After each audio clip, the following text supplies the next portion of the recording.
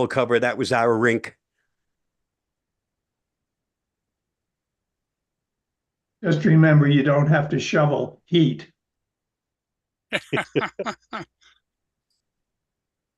So it's been 104 here the last couple of days. Our little wind our weather monitor is in the direct sun, and it was 109 the other day in the direct sun. Last summer, I took a picture of it a couple of times. It was 118 in the sun, and it was 111 normal. Mm. Yeah, 2,500 feet elevation. That's a little hot up here. Of course, at nighttime, it cools down. We were down to 68 last night. That's not That's Well, the yeah, but temperature. it's going to be 104 today. sounds like the Woke up. desert. I woke up Say- in the middle of the night and checked the temperature on Miss A, and she said it was 80. Yeah. Well, Ray, when you were setting up your Plex server, did you ever try another one called Jellyfin? No, I've read about that and I watched a couple of YouTube videos on it, but I never tried that one. I was having enough trouble figuring out how to use one of them. But that Jellyfin has gotten good ratings. Yeah, what was it? The Potomac area group. They did a presentation on Jellyfin. Ah, So I loaded it up a couple of days ago and tried it out. And I tried the Plex server one, the one you've gotten set up. But with the database I have, it got so many things wrong, and I was spending so much time correcting all the mistakes that it just wasn't worth it. So I you're got talking about the got audio rid. songs retrieving the metadata? Yeah, it was mostly movies and TV shows that it got completely wrong.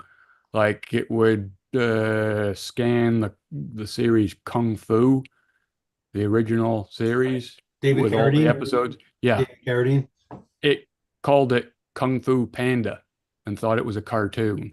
Yeah, stuff like I mean, it would Jellyfin has done stuff similar to that, but it's got a lot more right than Plex server ever did. Yeah, I So found things were wrong too on I don't have nearly the video collection that you do, but even with the ones I have, all of a sudden the image that would pop up as is it would that has nothing to do with the movie, and it was because the name was similar, and that's what it picked up. So yeah, there is correction, and you want to get the service that gives you the least effort where you have does to work on does it. the Plex server one have plugins? Have what kind of games? Have plugins? If they, I think they do, but I've never used them. Because the one thing that I found really useful on the Jellyfin was that it had plugins for other databases. So Oh, instead of just using movie database or IMDb, you right. could have it use the You can tell TV it which one. database or yeah, and there were add-ins for all the other, not so well-known ones. And so if it doesn't get it right on one of them, you can switch to another one and hope that it does. Yeah, I mean the IMDb has been around since the 1990s, so they're certainly the grandfather of all the databases. But if Yeah, but there's others that it's work still got better, a lot of stuff wrong on the IMDb one. yeah, One of the worst ones was Top Gear. It kept calling it Top Gear France, which was annoying as hell because I mean yeah. Top Gear was an English program from like what 40 years ago and it ran for more than 20 seasons. And the French one was like one or two things and it had nothing in common with it other than the title. Here's the secret that I used that helped me a lot. I always put in the year that it came out. So Yeah, I did that it's too. Yeah. okay, and it was a much better opportunity to correct the right one, particularly when you have a movie like A Star Is Born, where there might be three versions that have come out over the years. You have to make sure you have the right year so it'll pick up the right metadata. Or the Invisible Man. The number of different versions of that one's incredible.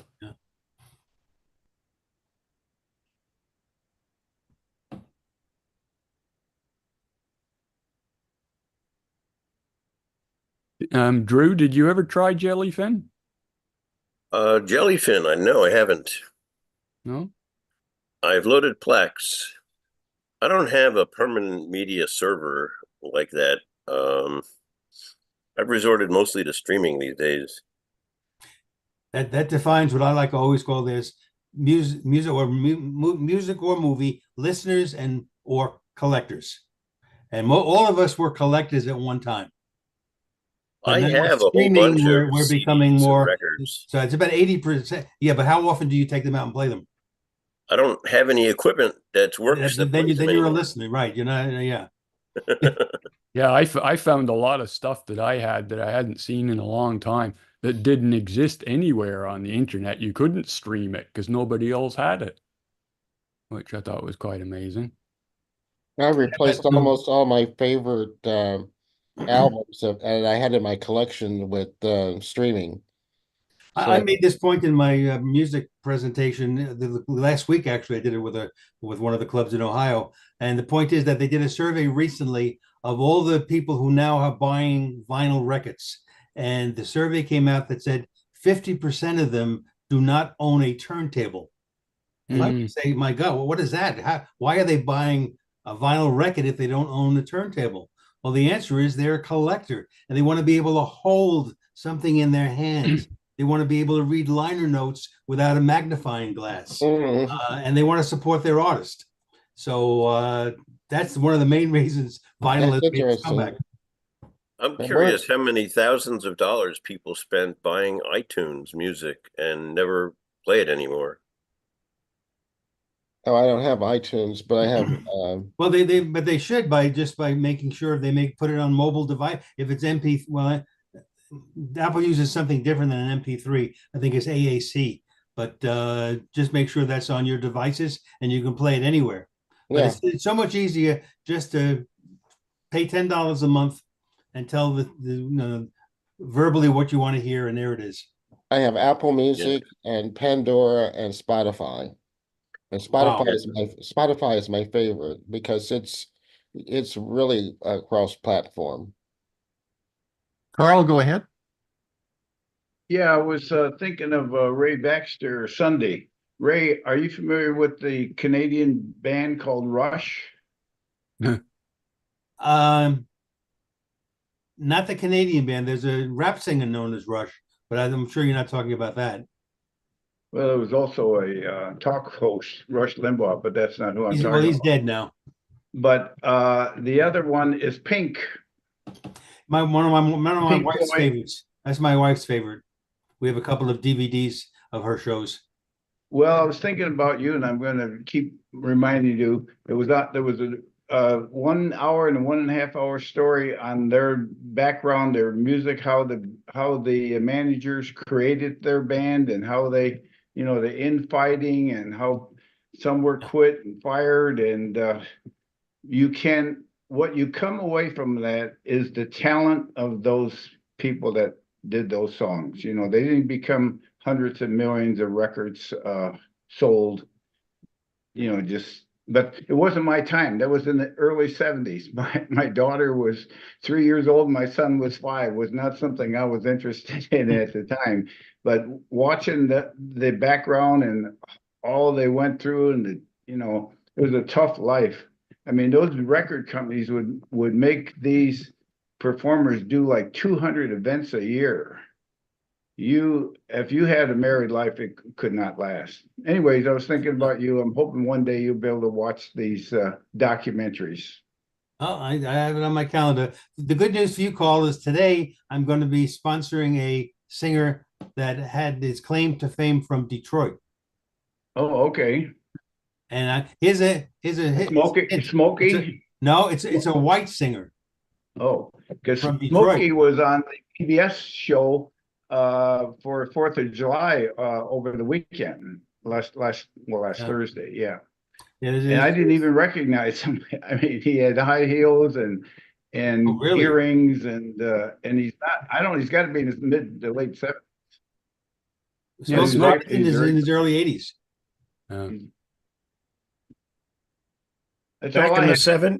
He actually Back in started the s- recording in 1958, even though he Back in claim to fame came in the 60s.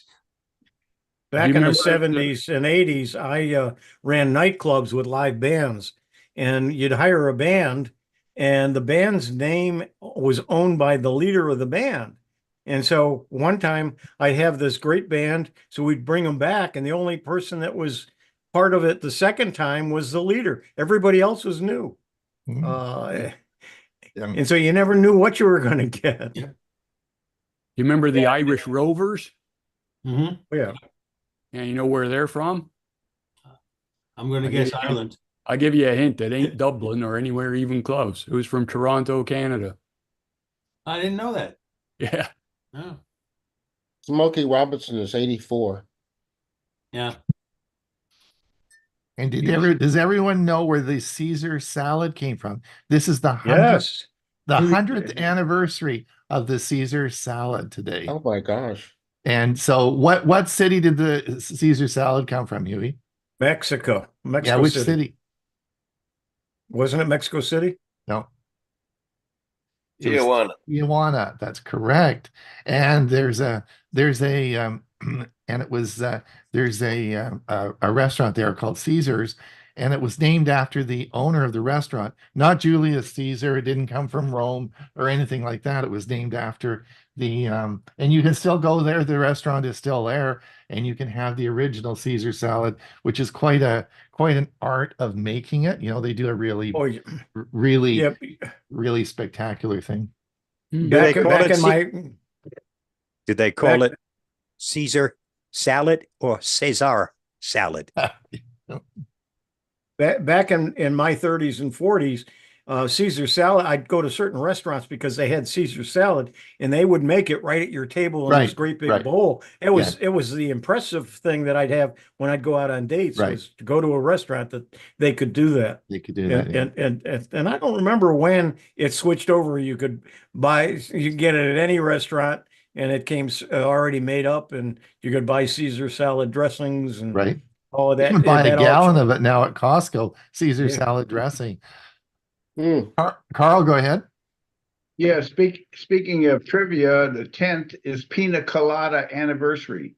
Started in 1954. You know, that's with rum and coconut and pineapple.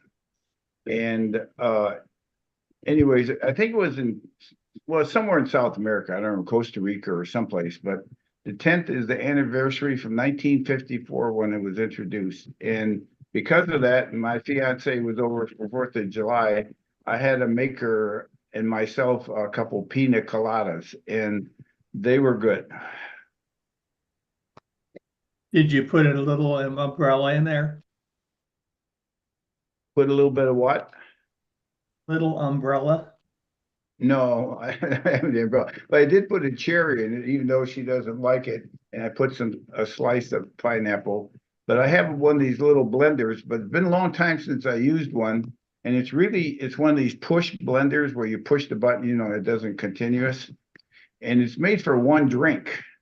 Let me tell you, you start putting 3 glasses or, you know, cups of ice in there and blending it all together. The counter was a mess. That stuff came flying out that blender. It wasn't designed for all of that to blend, I don't know, a gallon of ingredients. So I know better next time to do one at a time. Go Wasn't ahead, there- Jim. Wasn't there a song called the Pina Colada song? Yes. Hmm. Yes. Who's got it confused with Margaritaville. Yes. Um, Jimmy Buffett. Yeah, Rupert Last- Holmes, I think, was the Pina Colada one.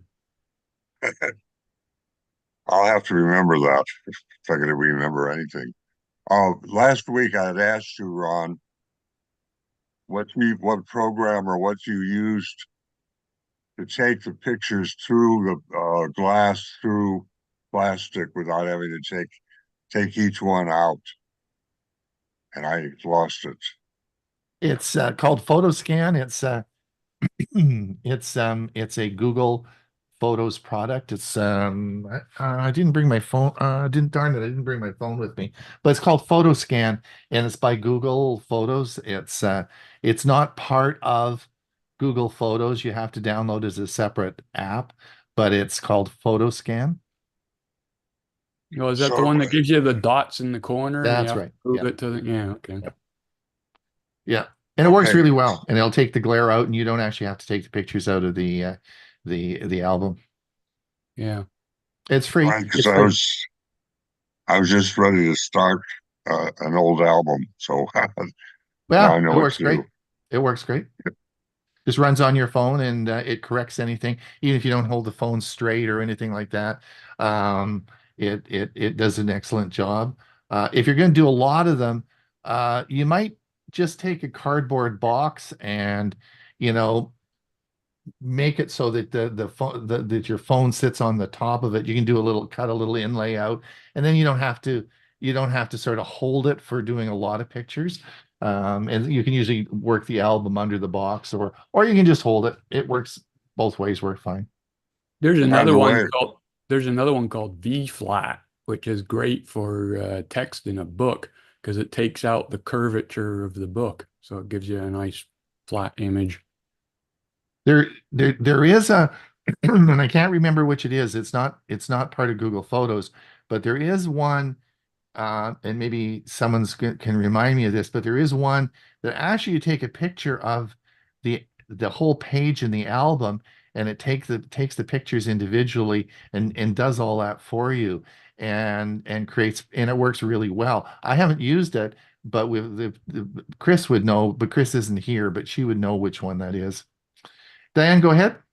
Hey, I know some of us follow Kim Commando. She talks about on her newsletter, and I don't know how to pronounce it. Incognito, is that correct? Incognito mode, yeah. Or Yeah. incognito. What is anybody have opinions on that? Are you talking about Incognito, the service? Yeah. Well, it protects you. It's like, I don't know.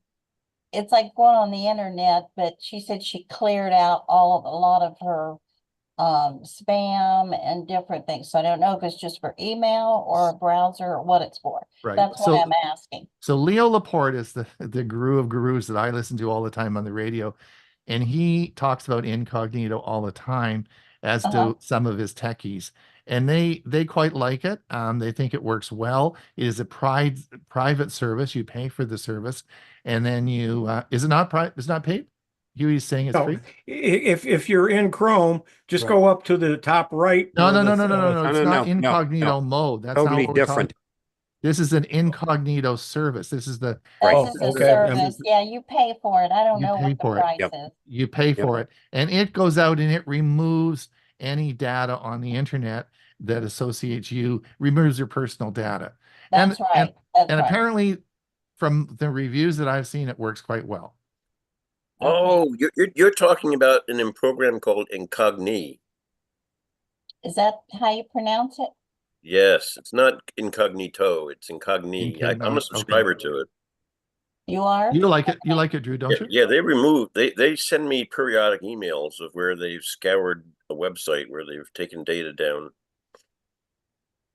Okay. Does it work for just clearing out the data that's out there on you, or does it also help with your email? It goes out to different companies and takes your data that they've sometimes companies buy and sell data, and your data ends up in their database. Right. And this service goes out and looks for that kind of stuff and requests that it be removed. Yeah, I just wanted to get your opinion on it. There's a link to it in the chat. Oh, okay, thanks. Okay, I think James Whitmore. Thank you. What it says, incognito doesn't only remove your data from certain kinds of data brokers, risk mitigation, recruitment, people search sites, financial information, and marketing data brokers. Incognito removes your personal information from them all. I lived in Detroit, so I was very close to Windsor, so we knew how to say WXYZ.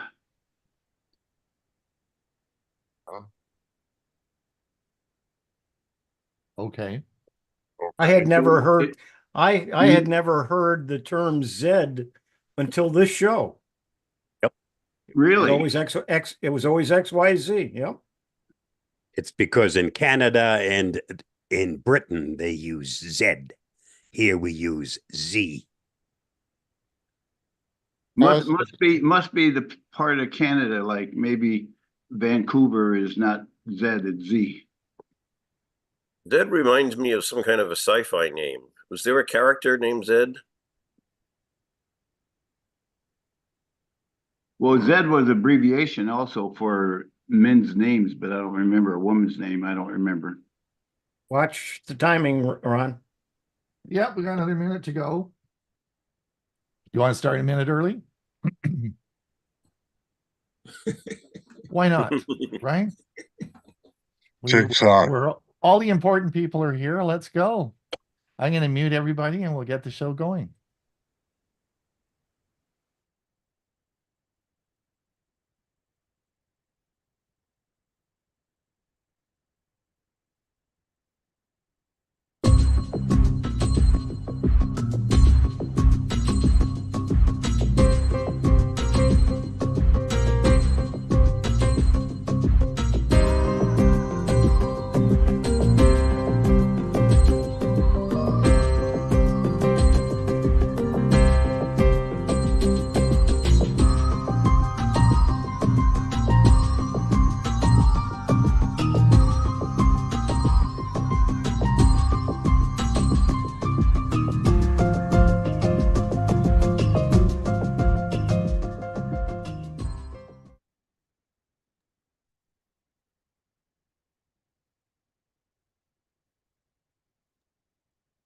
All right.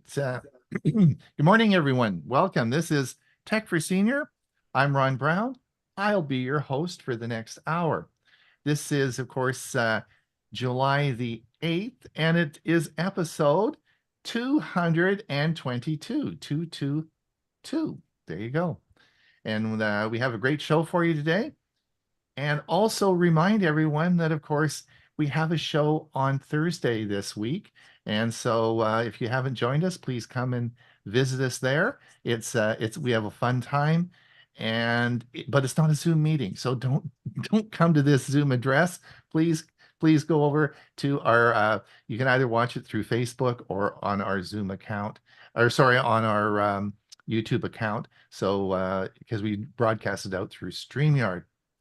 If you follow our newsletter, of course, I have a link in the newsletter that says how to find our Thursday show. So please come, and we have a lot of fun on Thursday.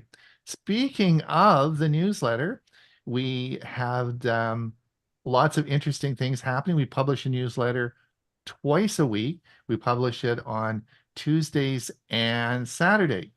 And of course, last Saturday, you probably will have read my article on smartwatches and hydration. It's finally the heat has come in our area and it's very, very hot. So hydration is important, particularly for seniors, and your smartwatch can certainly help you with that. So I'm sure that you all read the article on Saturday. The other thing is, of course, on Tuesdays, we have a man by the name of Bill James, who always gives us great tips on gadgets. Now, it's sort of a scary thing because a lot of Bill's gadgets I own. And his last week he had one on hoses. And so I said, Bill, I own that, but you've got it all wrong. And so I made a little video about Bill and the gadgets. I want to just play that for you today. I'm just going to remove my spotlight, and I've got a little video here I want to just play for you. Maybe this will help you with your hose problems.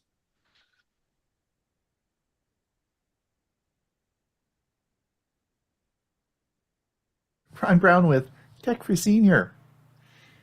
Just a reminder that we have a newsletter twice a week, sponsored by the Glendora Seniors Computer Club in California, by Geeks on Tour, and by the Central Florida Computer Society. Thank you so much for our sponsors. On our Tuesday letter, we have a man by the name of Bill James who writes an article on gadgets. Now, Bill must be reading my mind because I have a lot of the gadgets that he writes on. And the one that he wrote on last Tuesday was about hoses. And it's a great article, and he recommended a collapsible hose, which are great for seniors because it's light and easy to travel around with. But the article actually missed the most important point. And as you see on the diagram here, you'll see that the hose is in a traditional hose carrier that's bolted on the side of your house. Now, this actually doesn't work well for this particular hose and is a disadvantage if you put it there. Let me show you some modifications that I made and how I use this hose. Hey, Bill, this is my hose that I was telling you about. As I come down here, here's the bucket, and it's easy for me to lift. This is the quick disconnect on my hose. Just comes off there like that. And the hose just sits in the bottom here. And of course it fills up when it's it needs to be, you know, when this needs to be used, it fills up. And then, but of course, when you go to put it away, it's full and has to be drained. That's why I have the holes in the bottom, and I just leave the nozzle open and it just drains. And then my hose just sits there like that. And the nice thing about it is I can move the bucket around. It's light, it's easy to move. There's nothing stationary on the side of the house. Works great.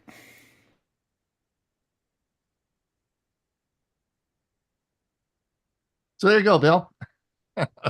Good article. So what I was, so everyone just make sure you subscribe to our newsletter because we have a lot of fun with it and there's lots of good information there. Today also we have, speaking of Bill's going to be talking about on our Premiere version that we have Premiere video coming out at 1:30. Bill was going to be talking on setting up a mesh router. Ray's going to talk about the history of the lowly mouse. Remember that, Ray? Indeed, good one. And he's going to talk about chatbots and how they don't all agree all the time. So that's an interesting one. So lots of interesting information. This is coming on our Premiere video at 1:30.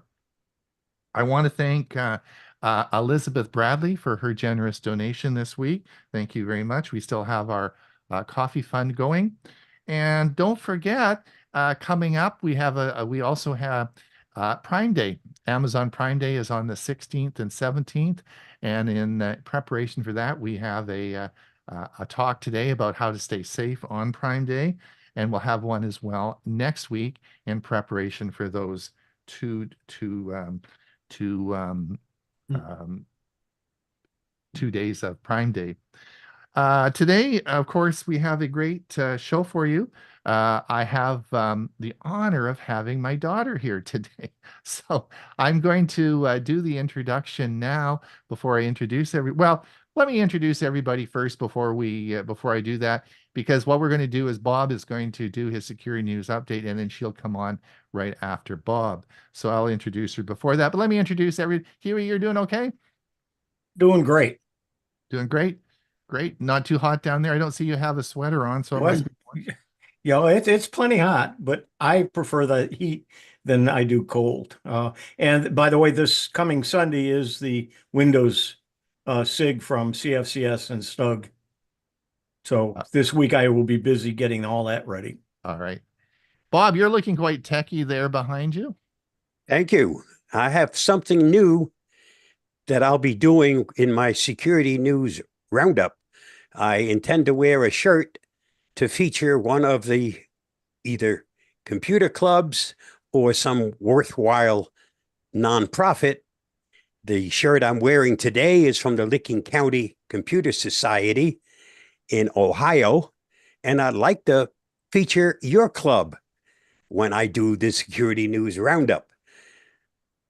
And if you're interested, it'll cost you a t-shirt or polo shirt and the postage to send it to me.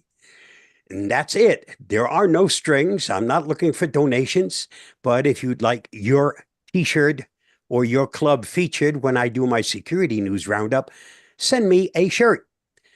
And then I'll rotate those shirts. So how often your shirt appears, that depends on how many shirts or donations I receive.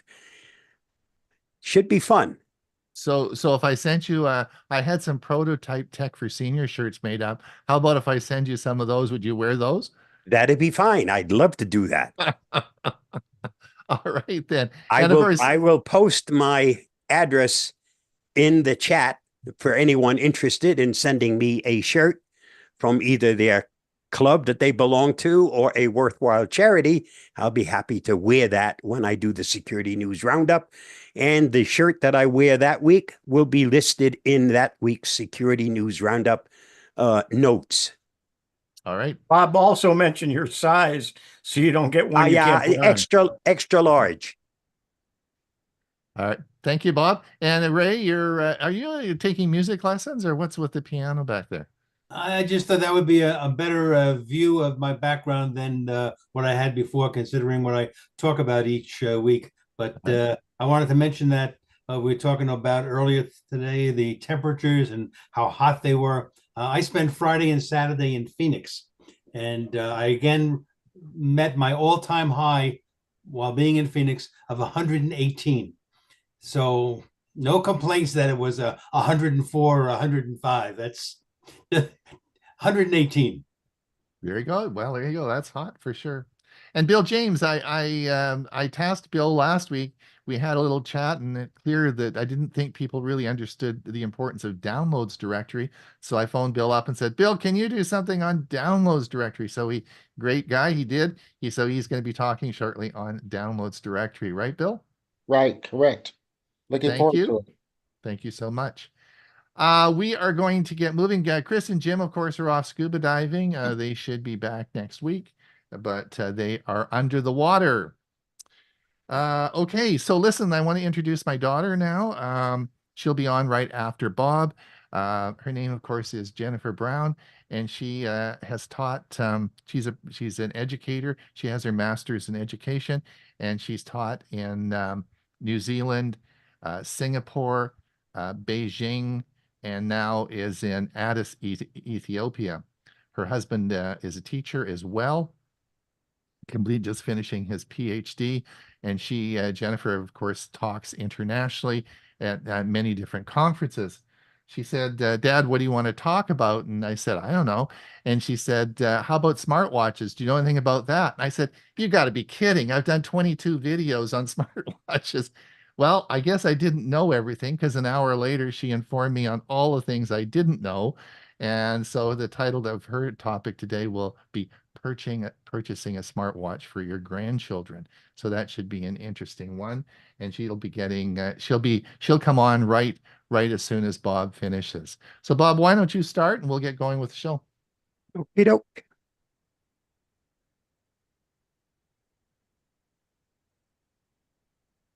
Here is my Security News Roundup for the week ending July 5th, 2024. Driving licenses and other official documents leaked by Authentication Service, a company that helps to authenticate users for big brands, had a set of administration credentials exposed online for over a year, potentially allowing access to user identity documents such as driving licenses. You may never have heard of the Israeli-based authentication company Authentics, but you will certainly recognize some of its major customers, like Uber, TikTok, X, Fiverr, Coinbase, LinkedIn, and Saxo Bank. For now, there's not much that individual users of the brands can do apart from keep an eye out for any official statements and consider an ongoing identity monitoring solution.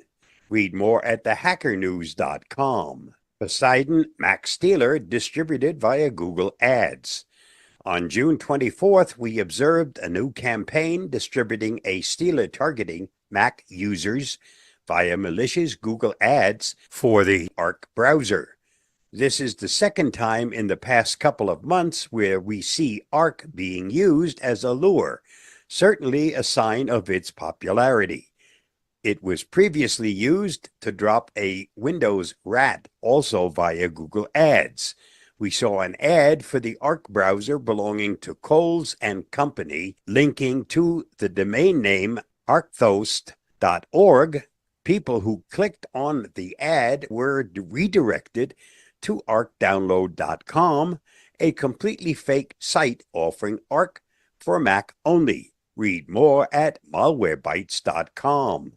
New Intel CPU vulnerability Indirector exposes sensitive data. The attack, codenamed Indirector by several security experts, leverages shortcomings identified in Indirect Branch Predictor and the Branch Target Buffer to bypass existing defenses and compromise the security of the CPUs. The Indirect Branch Predictor is a hardware component in modern CPUs that predicts the target addresses of indirect branches. The researchers noted, as countermeasures, it's recommended to make use of the indirect branch predictor barrier more aggressively and harden the branch prediction unit, designed by incorporating more complex tags, encryption, and randomization. Read more at thehackernews.com.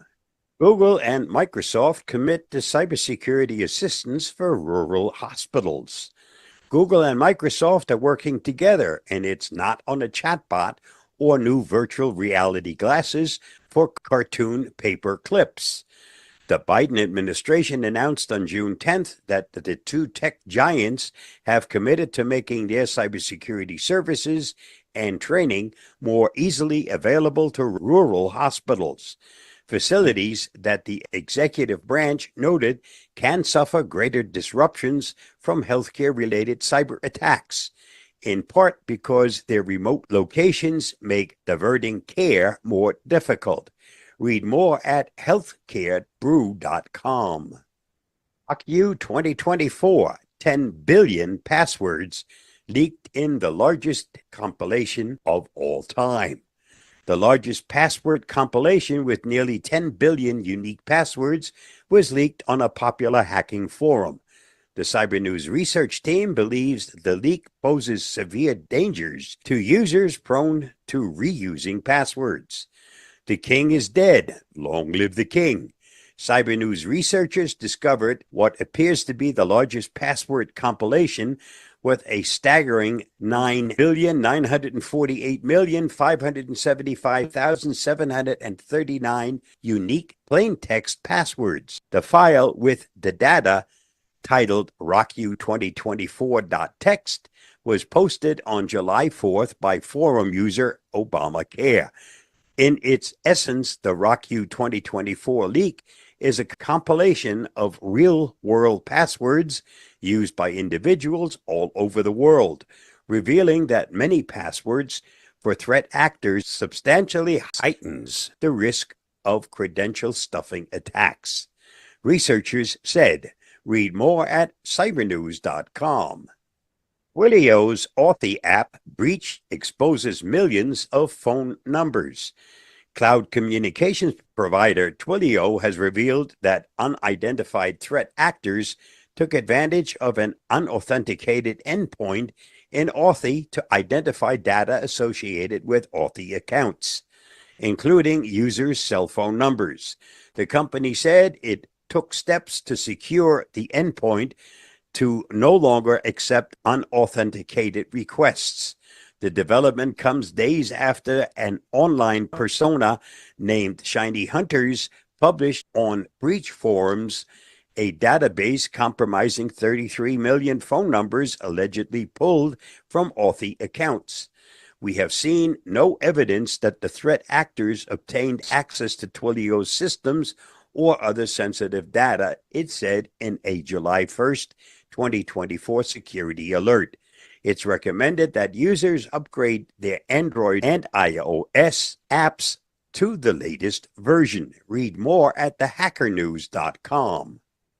Global police operation shuts down 600 cybercrime servers linked to Cobalt Strike. A coordinated law enforcement operation, codenamed Morpheus, has felled close to 600 servers that were used by cybercriminal groups and were part of an attack infrastructure associated with the Cobalt strike. The crackdown targeted older, unlicensed versions of the Cobalt strike red teaming framework between June 24 and 28, according to Europol. Of the 690 IP addresses that were flagged to online service providers in 27 countries as associated with criminal activity, 590 are no longer accessible. Read more at thehackernews.com. How MFA failures are fueling a 500% surge in ransomware losses. The cybersecurity threat landscape has witnessed a dramatic and alarming rise in the average ransomware payment, an increase exceeding 500%. Sophos, a global leader in cybersecurity, revealed in its annual State of Ransomware 2024 report that the average ransomware payment has increased 500% in the last year, with organizations that paid a ransom reporting an average payment of $2 million, up from $400,000 in 2023. Separate Risk and Insurance, a leading media source for insurance industry, reported recently that in 2023, the median ransom demand soared to $20 million in 2023 from $1.4 million in 2022, and payment skyrocketed to $6.5 million in 2023 from $335,000 in 2022, much more than 500%. Read more at thehackernews.com. This week's must-see on my YouTube channel: Ransomware as a Service, the Uber of cybercrime. Explore the dark side of the web with Ransomware as a Service, where cybercriminals lease ransomware to affiliates, amplifying their reach. Please watch my video on that topic by following the link listed. Did you know the popular candy bar Snickers was created by Frank and Ethel Mars of the Mars candy family and named after their favorite horse? Buttermilk has no butter in it. The milk is called such because it's what's left over after the fat is removed to make butter. Just thought you might want to know. The greatest gift is not being afraid to question. Thanks to Ruby D. And that's a wrap for this week's Security News Roundup. Stay safe, stay secure, and I'll see you again next week. Bye-bye, and thanks for watching and listening. Thanks, Bob. Good stuff. Buttermilk. I use that for my chicken. That's what I soaked my chicken in last night for our dinner today. Anyway, without further ado, here's my daughter talking about smartwatches for your grandchildren. Hi, I'm here back this summer for the holidays, and my dad invited me on the show, and I said, what do you want me to talk about? And it just so happens that my son's smartwatch needed a new battery, and I said, how about I talk about smartwatches for kids, in case anyone out there is thinking about getting a smartwatch for a Christmas present or a birthday present or pitching in. I thought maybe I'd share some of my own personal thoughts on smartwatches for kids. So number one, as a teacher, the last 2 schools I've worked at, smartwatches have been completely banned from the schools. And I know here in British Columbia next year, the smartwatches they're moving towards a ban as well. There's a couple of reasons for this. One, generally, at least at international schools, kids rock up to schools with Apple Watches, which are really, really expensive. And so it doesn't make much sense for a 8-year-old to have such an expensive watch at school that can go missing so easily. But there are other couple of things that make having a smartwatch at school tricky. Things like once when I was working in Beijing, a grade 2 student ended up calling all of the Beijing's emergency response I don't know if it was on purpose or accident, but they called them, and we had the Beijing fire department, police, and ambulance service all come to our school. And the principal actually went and got the child and marched the child out to the gate to see the parade of service cars that had arrived. I think it was an accident. And then after that, it was no more smartwatches. Smartwatches also have cameras on them. And in this day and age with kids taking pictures and consent and whatnot, it's just a good idea that they're not at school. And they're also a big distraction, especially Apple Watches. They come with games on them. And so as far as the schools are concerned, there are a lot of schools around the world are moving to a complete ban on them. It's tricky for parents, though, because I know that parents like to get in touch with their kids, being able to call them, send messages. If I can understand if children have any issues at the school and the parents want to make sure their kids are safe, then I can see like the attachment to wanting to stay in touch with your child while you're at school. So I guess the first thing to think about if you're thinking about a gift for your grandchildren or whoever with child with a smartwatch is think about like where they're going to wear it, what time of day they're going to wear it. Can they wear it to school? Is it a weekend thing only? And so that would be a good place to start talking with whoever you're buying a smartwatch for. The next one was when we started to look for smartwatches for our son. We didn't really want him to have a smartwatch, but we bought it during the COVID pandemic when we were all doing online learning. And even at 3, our son had online meetings, and we needed structure to our day. So he was often with our nanny. So I needed to keep a schedule of where he needed to be, what he needed to do, because we were all working at home. But I didn't want a smartwatch with any games. That was my number one thing. I don't want any games on my smartwatch. And we didn't want a smartwatch that needed to be charged, because that was just an added level of complexity for us that we just didn't want. So after a lot of research, I found this little watch. It's made by Garmin. It looks more like a Fitbit, but it's a Garmin watch. I think it's called a Garmin Vivo. So this Bluetooths to my phone, or it can Bluetooth to any phone, I suppose. And then it comes with a app that you download. And then there's no charging. It just has one of those little circle batteries that you put into it. But it keeps check of his steps. On the app, if he collects so many steps in a day, it unlocked a chapter of a story, which was kind of fun. So every day we would check his steps and check the app and see and it was a Star Wars watch. So it unlocked chapters in a Star Wars story. The other thing I liked about it was that I could program chores and alarms. So if I wanted him to do several chores, I'd make a checklist on the app on my phone. And if he did it, then I can click it off and then it gives points. And I could also set alarms, but that was pretty much it. He can't contact friends. There's no phoning. There's no GPS. There's nothing. But he has loved this little watch, especially when we travel. We all compare our steps. The data is sometimes really interesting. I can look at his long range data. Like we just moved schools. So the other day I was curious. I wonder if he gets the same step count at his new school as his last school. And I was able to look that information up. But this is I would say this is kind of halfway between a dumb watch and a smartwatch. But he loved it, and he loved the unlocking the stories. There was incentive to it without gamifying anything.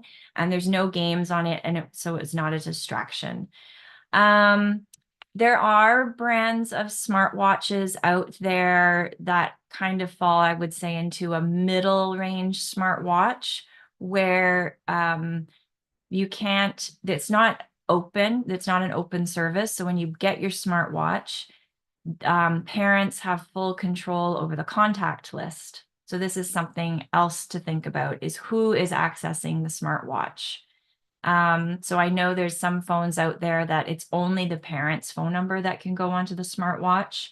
I've seen smartwatches out there that have degrees of like different levels of contacts that you can choose. Maybe you want 5 contacts, maybe that includes your emergency list with grandparents in it. But children cannot add any contacts, so they can't add their friends. You can get smartwatches that have GPS on them. So if your family, or if you have family, that your child is walking home or beginning to take themselves to soccer classes, that might be a option that is helpful. And then I know some smartwatches also, there's a monthly subscription fee, so that again, the data is not out in the world. You're paying a subscription fee for the information to stay private on that. It's a closed circuit. And then there's all the bells and whistles, games. I was just doing a little search last night on the watches, and there's some phones out there that, or watches that advertise so many games as like that's what parents want. And there's some watches that just say like a virtual pet. But even a virtual pet, I think there's problems with the distraction piece. And then you get to your Apple Watch, which has everything out on it. But then it's like cost, charging, games. And as far as I know, it's open for contact lists and people to contact you.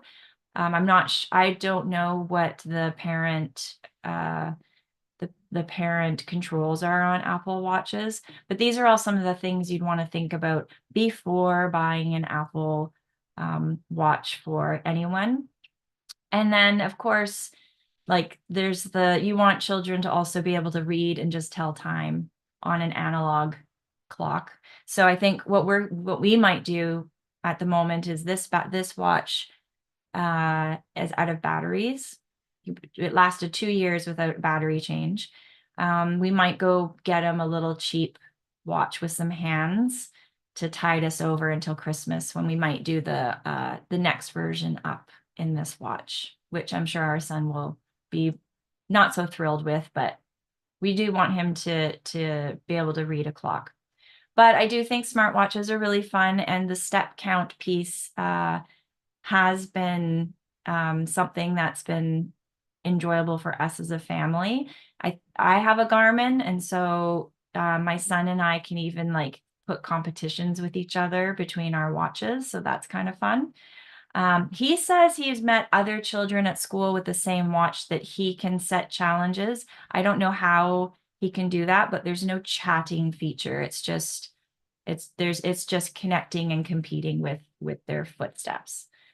And that's it. So I hope if anyone out there is thinking about a smartwatch as a gift, maybe those are some things to think about before you go out and buy, because there are a lot of watches out there. But I didn't want to tell you all the brands because you can find those out yourself. But I think definitely the things to look at are cost, the ease of use, like in terms of charging, does it have games, and then the degree of openness the child is on the digital platforms like GPS, social media, cameras, and do you want those things on your smartwatch? That's it.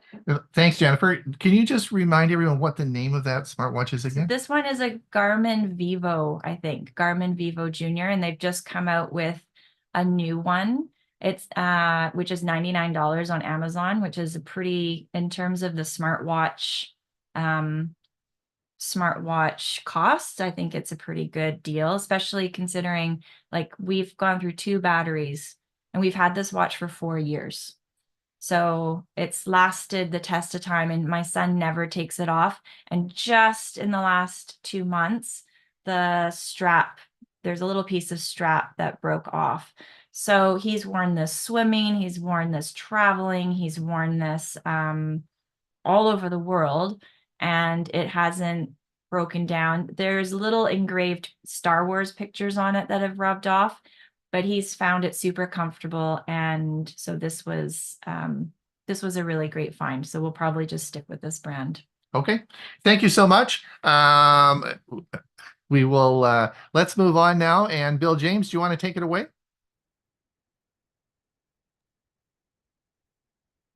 Thank you, Ron. Let me get my share my screen.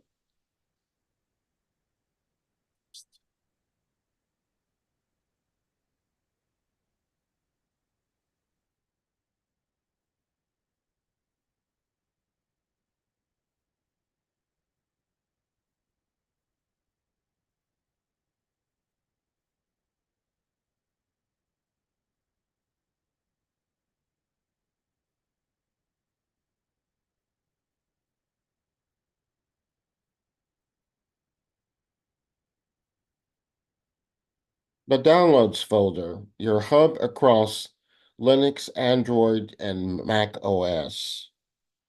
I'm Bill James, Tech for Seniors. Our presentation this morning is on the Downloads folder.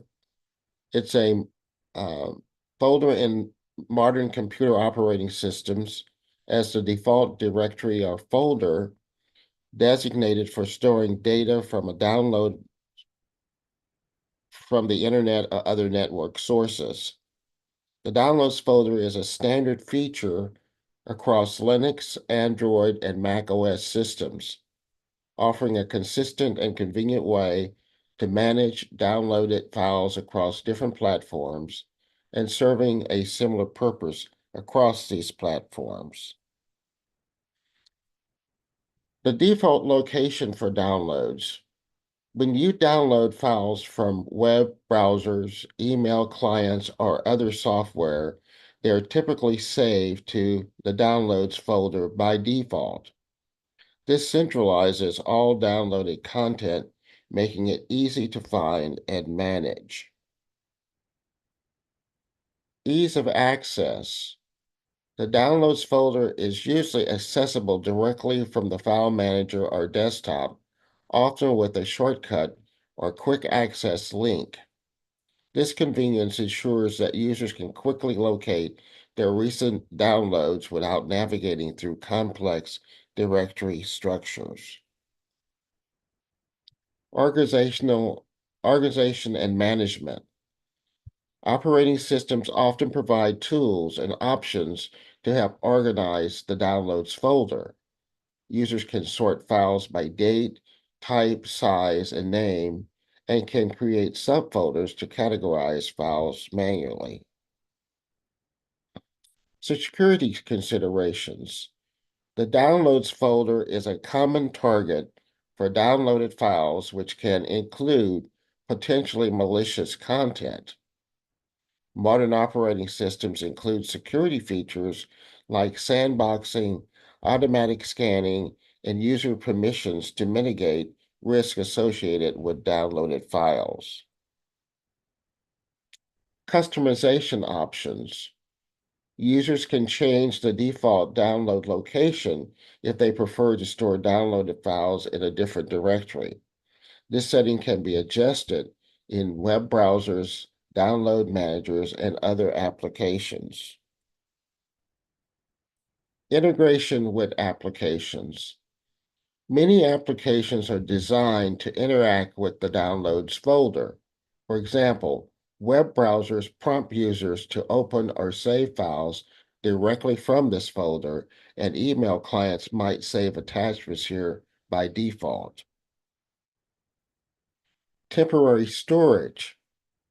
While the Downloads folder serves as a convenient holding area for new files, it is often used as temporary storage. Users are encouraged to move important files to more permanent locations, like Pacific project folders or cloud storage, to keep the Downloads folder uncluttered. Cross-platform consistency. The concept of a downloads folder is consistent across major operating systems like Windows, Mac OS, and various Linux distributions. This consistency helps users who switch between different operating systems to maintain a familiar workflow. Linux, Android, and Mac OS systems. A downloads folder is found in Linux, Android, and Mac OS systems, serving a similar purpose across these platforms. In Linux, location and access. In Linux, the downloads folder is typically located in the user's home directory. It is accessible through the file manager of various desktop environments like GNOME, KDE, and others. The usage and customization. Applications like web browsers, email clients, and download managers save downloaded files to this folder by default. You can also customize by changing the default download location in the application settings if needed. Android location and access. On Android devices, the downloads folder is found in the internal storage and is accessible via the built-in file manager or third-party file management apps. Some platforms, for instance, Samsung phones, have an app labeled My Files, and within My Files, there's a subfolder labeled Downloads. Usage and integration. When files are downloaded from web browsers, email apps, or other sources, they are stored by default in this folder. And they also integrate, including document readers, media players. They can access files from the downloads folder directly. Mac OS location and access. On Mac OS, the download folder is located in the user home directory. It's easily accessible from the Finder sidebar, the dock, or via the Go menu in Finder. Usage and customization. Usage.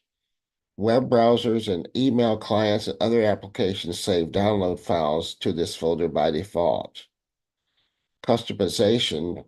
Users can configure applications to save downloads to a different location if preferred. Common features across all systems.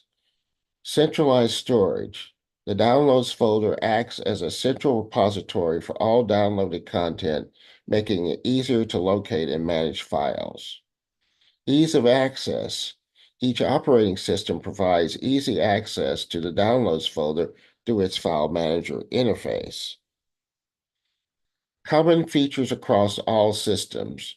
Organizational tools.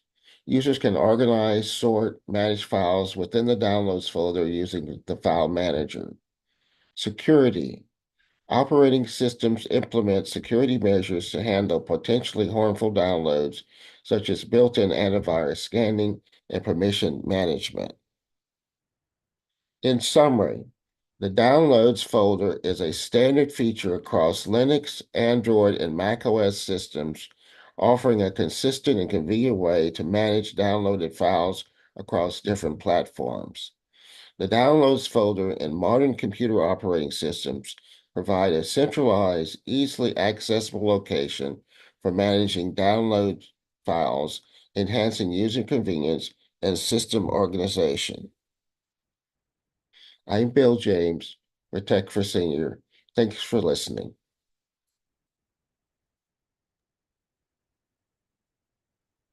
Thanks, Bill. Lots of good information. And I mentioned to everybody in the chat that you made all those images with AI. Aren't we having fun?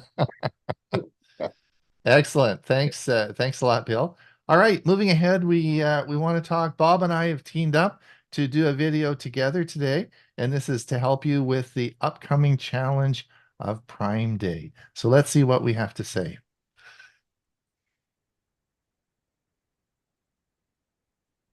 I was standing in line at the dollar store this week, and a man in a business suit was in front of me.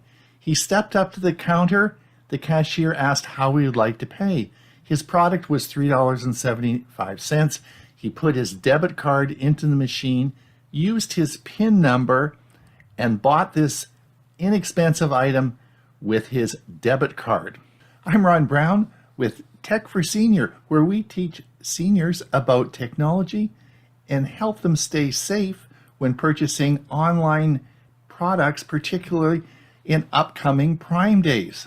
So today, Bob Gustisha and I have got together and we want to talk about debit cards and how you need to keep this secure and safe, maybe not use them as much, or let me think about that.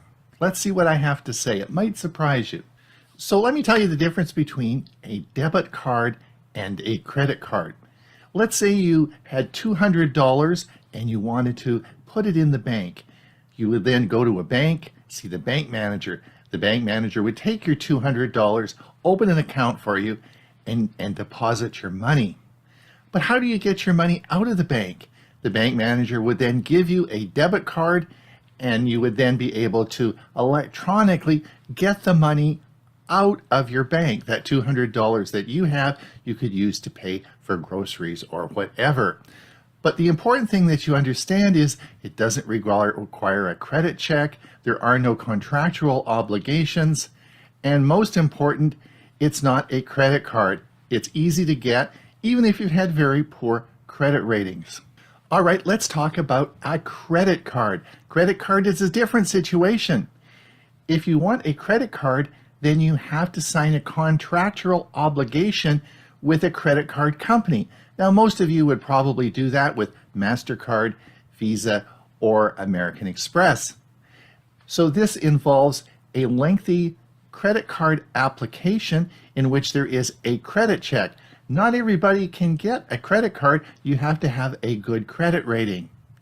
You then have to read a very lengthy contract, and if you read all the paragraphs in that contract, they are all in the favor of the credit card company, except for one paragraph, and that is fraud protection.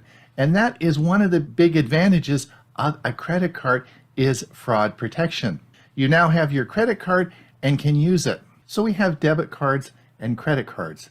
And I do appreciate the choice that you have and that people do not want to have credit cards and they want to live debt-free. So they use debit cards. I appreciate that as well. But you have to remember that a debit card does not offer security. For example, if you lose your wallet on the bus and someone finds it, but the $200 in your wallet is gone, you can't go to your bank and say, hey, someone took $200 out of my wallet. It's the same thing as that man with the business suit. If there was a skimmer on that card reader that he paid $3.75 for and he put his PIN number in, they could drain his bank account very easily. So there is a big risk in using a debit card, particularly with electronic machines, online, etc. So how can you protect yourself with a debit card? And that's the topic I want to talk about today, because you can link your debit card into your Apple Pay or Google Pay, which is a very secure way of doing a transaction. It doesn't give any information about you to the vendor. It is an added level of security that will make your debit card a much safer device to use. Bob and I have teed up today, and we have a couple of videos to show you about using Apple Pay and Google Pay and why it's so important. All right, let's look at how this works. Let's take our traditional credit card. What you do is you put this into the reader and the transaction occurs. And as you put it into the reader, the credit card number and PIN number are recorded in the reader to make that transaction occur. The problem with this is if there's a skimmer, the bad guys have come and actually made a physical altercation to the reader, this can compromise your card and of course provide the bad guys with some very important information. Now this doesn't occur often, but is a potential risk, particularly with readers in restaurants that are often left unattended. So there are some problems with this. So then we have a situation where it has tap and pay, where you can actually take your credit card if it has that little tap and pay signal on there, and you actually can tap the card. Well, how does that work? That uses an older technology called EMV. So your credit card number and your PIN number are not actually transferred. So it is a secure transaction that occurs between that. This is more secure than inserting it in a reader. But of course, in my case, it never works, or it only works some of the time, because I have my credit card in my back pocket. It's sometimes the tap works, sometimes the tap doesn't work. I have to often request a new card from my credit card company because it always works better when I get a new card. So there are a lot of complications with this. Sometimes it works, sometimes it doesn't. So what we're going to talk about today is Google Pay, Samsung Pay, and Apple Pay. And that's where your phone now becomes your credit card. There's a link between your phone and your credit card company. This becomes your credit card. I'm going to show you how to set that up in a minute, but there are a lot of advantages because, of course, we use a different technology than the old EMV that didn't work that well. We use it's called NFC, or near field communication. In other words, there's a radio chip in this phone that actually sends a broadcast to the reader. Now, you probably understand Wi-Fi, you understand Bluetooth.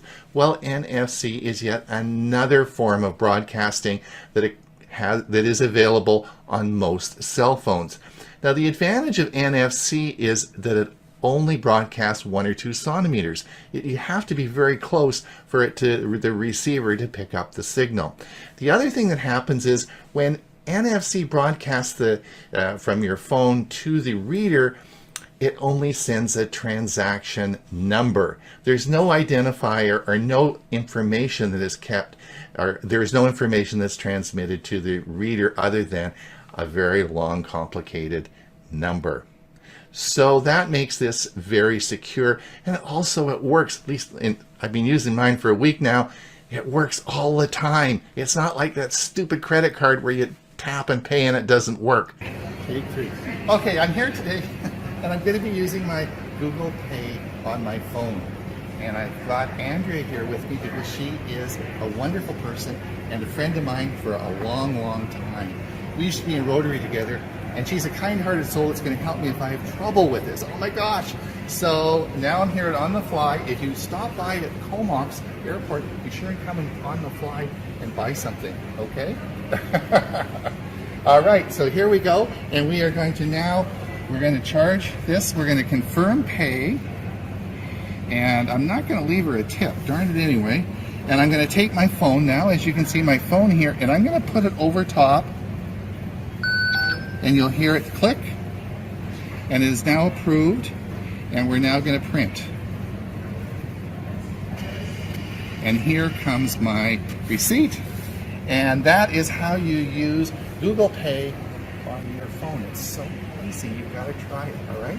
Safeguarding your online wallet. Ever get that nagging feeling that someone's watching you online? It's not just your cat judging your questionable search history. It's companies, advertisers, and sometimes not so friendly folks with less than noble intentions. In our hyper-connected world, protecting your privacy, especially when it comes to your hard-earned cash, is a serious game.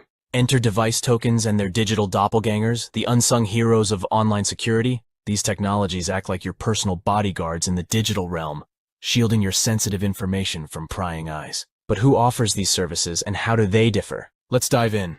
Device tokens, your unique digital mask. Imagine a masquerade ball where everyone's wearing masks, making it impossible to tell who's who. A device token is like your unique mask in the online world. It's a string of random characters assigned to your smartphone, tablet, laptop, or any internet-connected gadget. This token doesn't actually reveal your identity, but instead acts as a stand-in when you interact with websites, apps, and services. Instead of sharing your actual account details with your bank app, for instance, the app uses the token as a reference point. Even if a cybercriminal somehow gets their grubby mitts on the token, it's useless to them without the secret decoder ring, which the bank keeps locked up tight. Who's offering device tokens?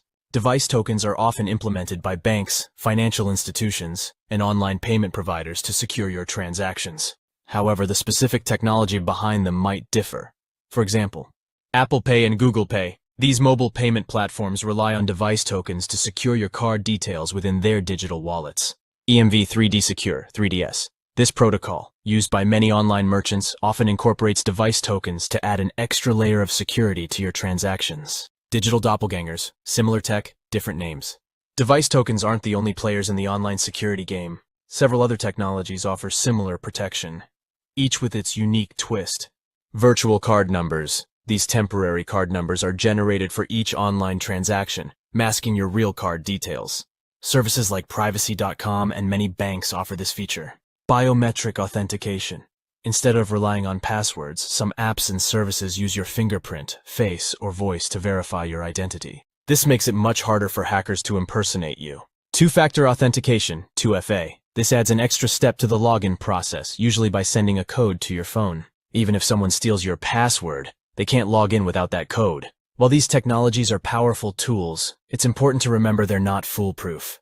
You still need to practice safe online habits, like using strong passwords and being wary of phishing scams. Think of device tokens and their digital doppelgangers as part of a multi-layered security approach, like having a bodyguard, a security system, and a guard dog all working together to keep you safe. Stay safe, stay secure, and the next time you're tapping away on your phone, shopping online, or checking your bank balance, remember, these unsung heroes are quietly working in the background, making sure your digital life and your wallet stay protected. I hope you've enjoyed our video today. Thanks to Bob Gustisha for helping me produce this. And we'd sure appreciate that. Like and subscribe. And if you hit that notification, we'll let you know. All right. All right. This is a time where we have to say goodbye to our YouTube group that's listening. If you want to pop over in our meeting today and participate in the Q&A, please do so. Ray, I'm going to stop the